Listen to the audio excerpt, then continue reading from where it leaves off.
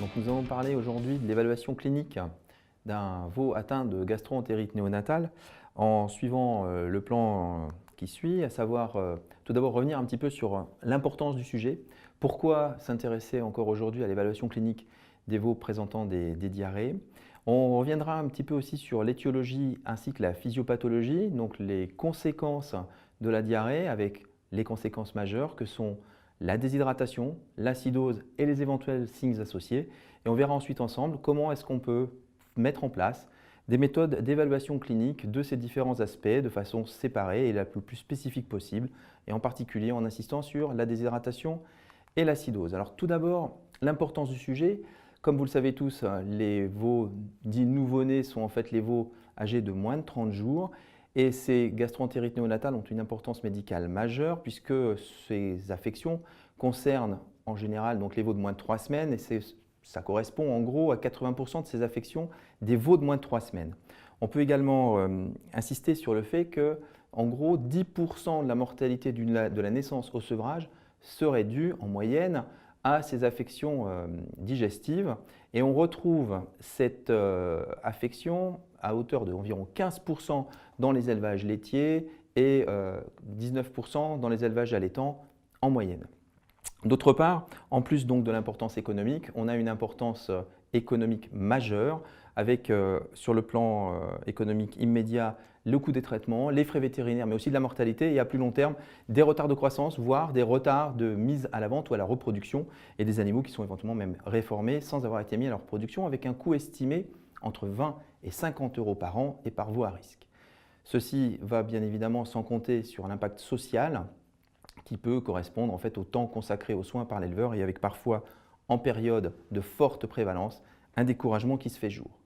Donc ces affections interviennent précocement, donc dans le premier mois de vie bien sûr, avec la moitié des cas environ qui surviennent au cours de la première semaine de vie et en gros 85 à 90% des cas dans les 2 premières semaines de vie. Donc c'est quelque chose qui survient vraiment très précocement, c'est pourquoi on parle vraiment de gastro-entérite néonatale. Sur le plan collectif, cette fois-ci, donc à l'échelle de l'élevage, on a en général plutôt une enzootie, même si parfois on peut avoir vraiment des flambées épizootiques. On a en général une enzootie avec un certain nombre de cas cliniques qui se répètent au cours de l'année et éventuellement aussi d'une saison de vélage à l'autre, en soulignant le fait aussi que ces cas peuvent apparaître après environ 50 à 60% de vélage, mais on peut les avoir tout au long de la saison de vélage. Donc en général, ce sont des affections automno-hivernales d'intérieur avec une atteinte de plus en plus jeune de veaux qui sont atteints de plus en plus sérieusement. Passons maintenant à l'étude de l'étiologie. Une étiologie dont on sait tous qu'elle est multifactorielle puisqu'elle fait intervenir à la fois des facteurs individuels avec une immunité de l'hôte qui est insuffisante, notamment liée à une mauvaise prise colostrale, donc un échec du transfert de l'immunité colostrale, avec également des facteurs environnementaux, notamment tout ce qui concerne le confort du veau, donc un veau qui serait élevé dans une atmosphère un peu trop aérée, enfin en tout cas trop humide, trop froide. On peut également avoir bien sûr les agents infectieux dont nous parlerons tout à l'heure, avec d'une part des bactéries, des virus et des parasites, et on va les revoir un petit peu plus précisément, avec en particulier ceux qui surviennent le plus précocement, à savoir les Escherichia coli entérotoxinogènes, qu'on connaît tous particulièrement bien, qui surviennent au cours de la première semaine de vie, parfois associés à des rotavirus, puis surviennent en général vers 7 à 10 jours d'autres Escherichia coli, des coronavirus, des cryptosporidies. Un peu plus tard, vers 3 semaines d'âge, on va retrouver plutôt des salmonelles, voire des coccidies, donc des agents infectieux parasitaires, viraux et bactériens que l'on retrouve donc au cours de ces 3 premières semaines de vie. Que déclenchent ces agents-là au niveau de l'animal? On va succinctement tout d'abord revenir sur la façon dont fonctionnent les villosités intestinales, avec d'une part nos entérocytes, avec les villosités, qui ont un rôle, enfin qui comprennent des cellules matures, avec des rôles essentiels d'absorption et de digestion. Et puis, à leur base, les cryptes qui contiennent des cellules immatures qui vont ensuite être activées pour reconstituer les villosités lorsqu'elles seront éventuellement abîmées. Et ces cryptes ont un rôle essentiel aussi, cette fois-ci, dans la sécrétion, dans les sécrétions d'une façon générale. Donc, on va retrouver ces différentes fonctions avec des échanges importants, des échanges notamment d'électrolytes. Ces échanges d'électrolytes sont ce qui favorise le passage d'eau depuis la lumière vers la partie basale de notre intestin. Donc, retenons en particulier qu'au niveau des villosités, on a des échanges d'eau, notamment l'absorption de l'eau qui repose essentiellement sur un phénomène passif, dépendant de l'absorption des ions. En l'absence d'absorption d'ions et de glucose, effectivement, on n'a pas de gradient, donc pas d'absorption d'ions. Donc, passons maintenant à la pathogénie avec l'agent majeur de la première semaine de vie du veau. Donc les diarrhées que l'on va retrouver le plus fréquemment sont dues effectivement à des Escherichia coli entérotoxinogènes présentant le facteur d'attachement F5, donc qui correspondent à des fimbriers, d'où leur nom. Ces fimbriers s'expriment majoritairement avec un pH légèrement acide, donc légèrement inférieur à 6,5. Donc c'est essentiellement dans l'intestin grêle distal, au niveau de l'iléon, qu'on va retrouver cette expression clinique. Retenons au passage également que la capacité d'attachement des entérocytes pour les fimbriers F5 diminue avec l'âge, donc on a une sensibilité du veau qui va diminuer également avec son âge. Une fois l'attachement réalisé au niveau de la bordure en brosse des entérocytes, les Escherichia coli donc, colonisent le tube digestif, puis prolifèrent et diffusent. Localement, ces Escherichia coli produisent une toxine, majoritairement la toxine thermostable, qui va interagir avec un récepteur qui est concentré dans l'iléon, qui s'appelle GCC, et dont la concentration, elle aussi, diminue avec l'âge du veau. Donc l'intensité également de la diarrhée, la sévérité de la diarrhée va diminuer progressivement à mesure que le veau vieillira. Cette interaction avec le récepteur GCC va également aboutir à la sécrétion d'un certain nombre d'ions, notamment des chlorures, avec naturellement, de façon passive, le passage de l'eau. On peut également insister sur le fait que en plus, la toxine thermostable active une kinase qui conduit à la sécrétion de bicarbonate. Ça va être un point important à retenir dont on reparlera un petit peu tout à l'heure. Et enfin, cette toxine inhibe également la pompe échangeuse d'ions, sodium-proton. En plus de ces Escherichia coli, on peut retrouver des parasites tels que les cryptosporidies, lesquels cryptosporidies vont plutôt être à l'origine d'une diarrhée par malabsorption avec une atteinte des cellules entérocytaires, donc au niveau des villosités. On a également au passage une hyperplasie des cryptes. Les deux combinés conduisent à une diminution de l'absorption des acides aminés, des lipides, des sucres, et donc tout ceci reste dans la lumière intestinale, provoque un effet asthmatique et donc appelle naturellement de l'eau. De plus, avec l'inflammation,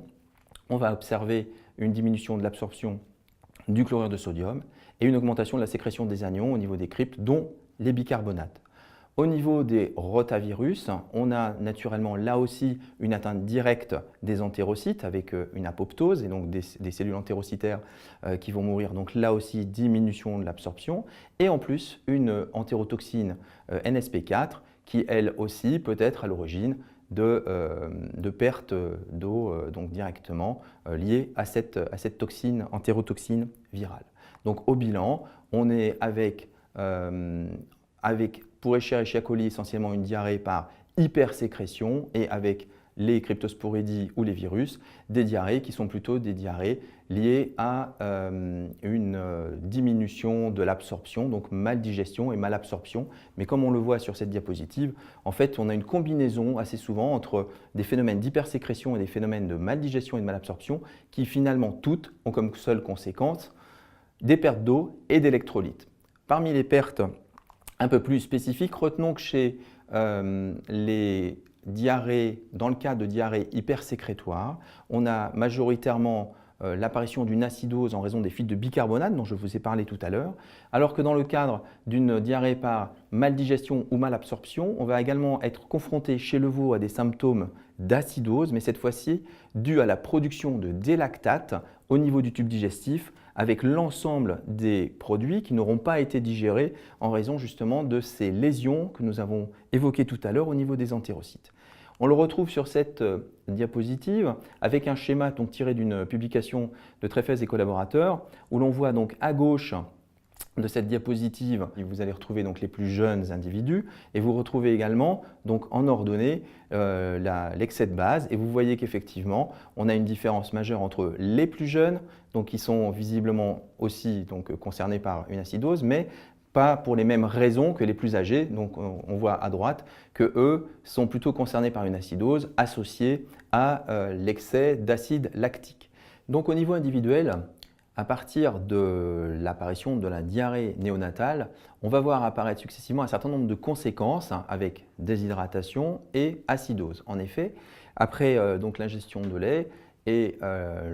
l'intervention d'un certain nombre de pathogènes, on va avoir des pertes hydriques, mais des pertes également ioniques, avec du potassium, avec du sodium, du chlore et également des bicarbonates.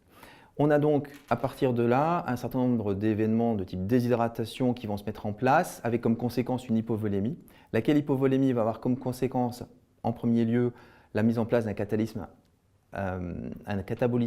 anaérobie, lequel va engendrer donc la sécrétion de L-lactate. Dans un même temps, cette hypovolémie va avoir comme conséquence une baisse de la diurèse rénale et donc on va avoir une diminution de l'excrétion de protons. Au bilan, on se retrouve donc avec un animal à la fois déshydraté et un animal qui commence à présenter éventuellement des signes correspondant à son acidose liés à la fois aux pertes de bicarbonate mais aussi au fait qu'on a une partie des protons qui sont restés, qui n'ont pas été excrétés. À cela s'ajoute le L-lactate qui a été produit avec le catabolisme anaérobie et éventuellement peut-être un petit peu de délactate produit soit au niveau de la caillette, soit au niveau de l'intestin grêle et qui tous vont contribuer effectivement à une acidose. Donc essentiellement une déshydratation mais aussi une acidose. À ceci s'ajoutent des symptômes complémentaires associés notamment à l'hyperkaliémie. L'hyperkaliémie qui correspond à des échanges au niveau cellulaire pour justement éviter une acidose intracellulaire, donc des échanges protons et potassium. Donc on a bien une perte de potassium au niveau de l'organisme, mais au niveau cette fois-ci des modifications biochimiques et électrolytiques, on va noter une hyperkaliémie chez l'animal. Donc en synthèse pour cette pathogénie, on va bien être confronté chez l'animal atteint de diarrhée à une déshydratation moyenne à sévère, mais aussi des pertes électrolytiques avec une hyponatrémie, une hyperkaliémie même s'il y a un déficit global au niveau de l'organisme, un déficit en bicarbonate et puis éventuellement une hypochlorémie associée. Donc globalement un déséquilibre acido-basique avec une acidose et les conséquences cliniques que nous verrons tout à l'heure, éventuellement associé aussi à un déficit énergétique. Un cas particulier qu'on va retrouver en général chez des veaux un petit peu plus âgés, en général âgés d'environ une dizaine de jours, la gastroentérite paralysante, laquelle va se traduire majoritairement par une acidose et non pas par de la déshydratation, ce qui amène notamment les anglo-saxons à parler de diarrhée sans déshydratation. Donc on a effectivement une perte d'eau avec une déshydratation éventuellement mais extrêmement modérée, quelques pertes également électrolytiques et de bicarbonate, mais surtout on va retrouver dans ce cas-là l'apparition en quantité importante de délactate qui va se produire alors soit au niveau de la caillette, soit un petit peu plus loin au niveau de l'intestin grêle. Il semble que ce soit en fait sur l'ensemble du tube digestif que se produit ce délactate et ce délactate sera majoritairement responsable donc d'une acidose qui sera une acidose marquée. Donc là une déshydratation très modérée mais en revanche une acidose vraiment marquée. Retenons également pour terminer que chez un veau en diarrhée, quelle que soit l'étiologie initiale de la diarrhée, on a parlé tout à l'heure de parasites, de bactéries et de virus, mais quelle que soit l'étiologie initiale, on a souvent une multiplication de colibacilles qu'on va retrouver donc finalement sur l'ensemble du tube digestif, de telle sorte que 30% des veaux qui présentent des symptômes généraux associés à la diarrhée sont en fait des veaux avec une bactériémie majoritairement Escherichia coli. Retenons cela, cette bactériémie peut être responsable d'une septicémie avec les signes associés que nous verrons à la fin de cette présentation. Donc commençons par les méthodes d'évaluation clinique de la déshydratation dont on a vu que c'était effectivement le symptôme majeur associé à la diarrhée néonatale, donc celle qui va toucher vraiment les veaux les plus jeunes avec notamment les diarrhées par hypersécrétion. On dispose aujourd'hui d'un certain nombre de grilles d'évaluation clinique qui nous ont été proposées par Naylor, par Vatio, etc. Ces grilles cliniques, ces grilles d'évaluation clinique associent en fait très souvent des symptômes à la fois spécifiques de la déshydratation mais aussi spécifiques de l'acidose. Donc en fait on mixe un petit peu les deux. Et aujourd'hui on va essayer de voir ensemble quels sont les éléments de l'évaluation clinique qui vont nous permettre d'évaluer spécifiquement la déshydratation et l'acidose, de telle sorte qu'on puisse ensuite adapter au mieux le traitement du veau présentant les symptômes auxquels nous sommes confrontés. Donc, par exemple, sur la grille proposée par Casere et Inalor en 1985, les premiers items sont des items qui vous permettent d'évaluer la déshydratation. C'est par exemple les l'ophtalmie, ça va être également la sécheresse des muqueuses, ça va être le fait que les extrémités sont froides. En revanche, le réflexe de succion est un réflexe qui vous permet effectivement à la fois d'évaluer l'apparition d'une déshydratation, mais aussi l'acidose, puisque l'acidose, elle aussi, va induire une diminution de ce réflexe de succion. En revanche, d'autres réflexes seront un petit peu plus spécifiques de l'acidose, tels que par exemple le réflexe de la réponse à la menace, ou encore d'autres éléments tels que par exemple l'attitude anatomique et la capacité à se tenir debout. Donc un certain nombre de symptômes sont des symptômes spécifiques de la déshydratation, qu'elles soient minimes, légères ou modérées, voire sévères, et d'autres plus en faveur d'une évaluation de l'acidose, comme on va le voir par la suite. Pourquoi peut-on et comment peut-on évaluer cliniquement une déshydratation? On a vu tout à l'heure qu'on pouvait avoir des grandes pertes intestinales, d'eau bien sûr, mais aussi d'un certain nombre d'électrolytes, le sodium, le potassium, les chlorures et enfin les bicarbonates. L'ensemble de ces pertes vont induire bien sûr des pertes extracellulaires, donc au niveau du plasma, et interstitielles, donc ils vont se retrouver hypoosmotiques, et donc ça engendre un appel d'eau au niveau des espaces intracellulaires. Donc la déshydratation chez ce veau va être une déshydratation essentiellement extracellulaire, ce qui donc permet l'estimation clinique. On peut estimer cliniquement le volume de fluide extracellulaire approprié, du coup, pour guider ensuite la thérapeutique. Donc, quels vont être les principes de cette estimation clinique de la déshydratation? Ça va reposer sur le fait que la déshydratation va induire la baisse de la perfusion périphérique dont nous avons parlé tout à l'heure déjà dans la pathogénie. Donc, des muqueuses qui seront sèches, qui seront pâles, un temps de recoloration capillaire qui va se retrouver augmenté, une baisse de la température au niveau des extrémités et globalement, cette baisse du volume interstitiel va induire un enfoncement du globe oculaire, donc l'énophthalmie dont je parlais tout à l'heure, une baisse d'élasticité cutanée, laquelle sera particulièrement à mettre en œuvre au niveau du pli de peau de l'encolure plutôt qu'au niveau des paupières comme on peut le voir dans certains papiers. Et puis enfin, là aussi, on aura les muqueuses sèches. Donc retenons que l'enfoncement du globe oculaire et la baisse d'élasticité cutanée sont les deux éléments les plus adaptés d'après les travaux de Constable et collaborateurs. Attention toutefois pour l'énophthalmie, ce critère n'est valable naturellement que pour un animal présentant une diarrhée aiguë. Dès lors qu'on a un phénomène chronique, en raison de l'atteinte de la graisse rétro-orbitaire, on peut avoir également une énophthalmie qui n'est pas uniquement liée à la déshydratation.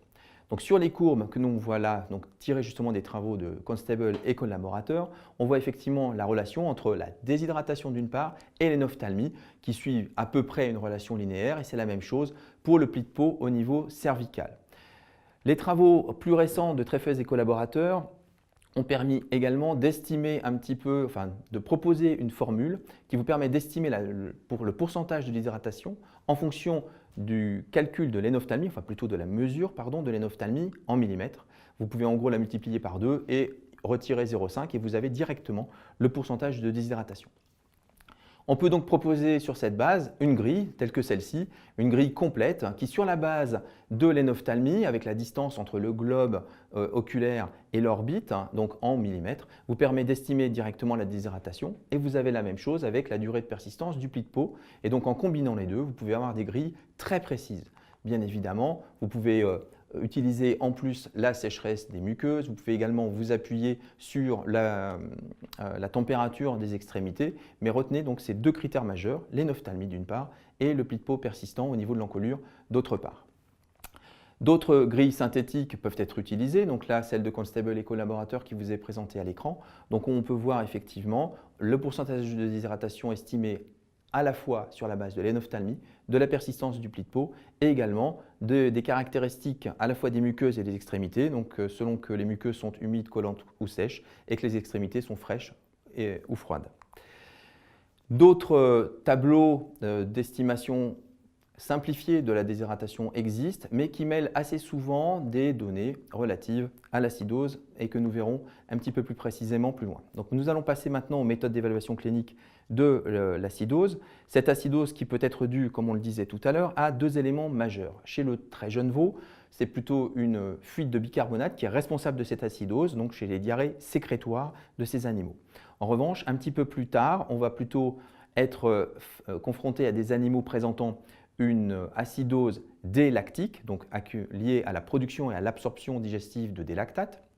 Donc chez des diarrhées de malabsorption, du veau en général âgé d'un petit peu plus d'une semaine, voire 10 à 15 jours, comme on le retrouve dans le syndrome de gastro-entérite paralysante, qui s'apparente sur le plan clinique au syndrome du chevreau ou de l'agneau mou que nos confrères en petits ruminants connaissent relativement bien.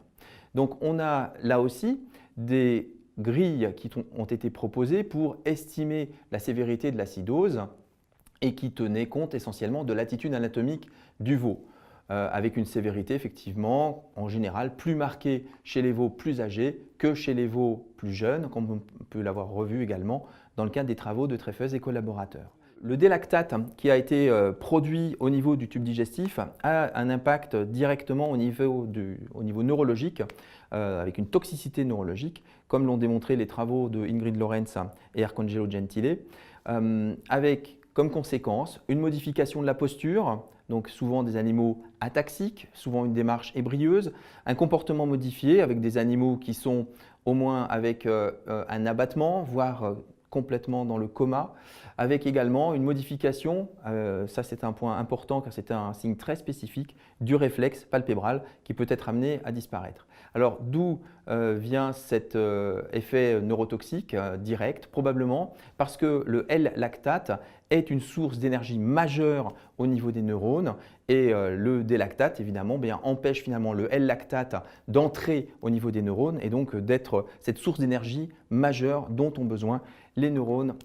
des animaux. Donc les critères les plus pertinents d'évaluation de l'acidose ont été classés par Treffeus et collaborateurs et ceux qui arrivent vraiment en tête, en premier le réflexe palpébral comme je vous l'évoquais tout à l'heure et puis en second à peu près au même niveau à la fois la posture et le comportement de l'animal.